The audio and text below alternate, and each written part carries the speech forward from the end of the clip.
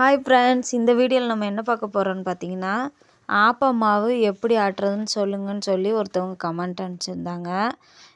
10 பேர் கேட்டாலும் நான் சொல்லுவேன், ஒரு ஆள் கேட்டாலும் சொல்லுவேன். அதனால் நீங்கள் எந்த டம்ளரில் வேணால் போட்டுக்கோங்க.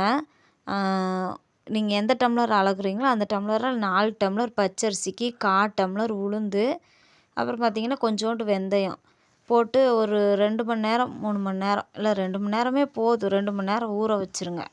ஊற வச்சுட்டு நல்லா களைஞ்சி ஒரு 2 தடவை 3 தடவை களைஞ்சி ஊற்றிட்டு, இது வந்து நான் ஃபஸ்ட்டு மாவு ஆட்டிட்டேன், 2வதாக இது போடுறேன்.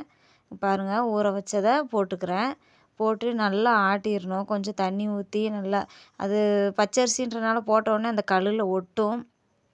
அதனால் நல்லா எடுத்து விட்டுக்கோங்க. அந்த கல்லுலெல்லாம் கை வச்சு இந்த மாதிரி கை வச்சு எடுத்து சுற்றி அங்கே இருக்க ஒட்டிகிட்ருக்குது அரிசி எங்கேயாவது இருந்துச்சுனாலும் கூட எடுத்து விட்டு நல்லா ஓட விட்டுருங்க.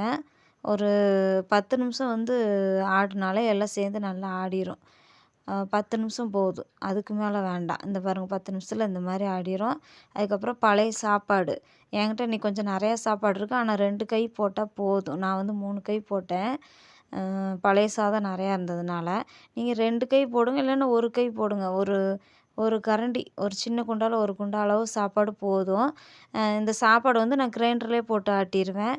நீங்கள் வேணால் தனியாக ஒரு மிக்சியில் அடித்து கூட போடுங்க, டக்குன்னு ஆட்டிடலாம்.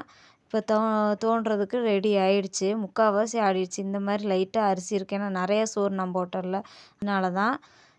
தோண்டி இதில் கொஞ்சம் காலையில் தேவை அப்படின்னா உப்பு போட்டு கலக்கி வச்சிட்டிங்கன்னா ஆப்ப மாவு ரெடி. இப்படி தான் ஆடணும். பாய் ஃப்ரெண்ட்ஸ், இந்த வீடியோ பிடிச்சிருந்தா லைக் பண்ணுங்கள்.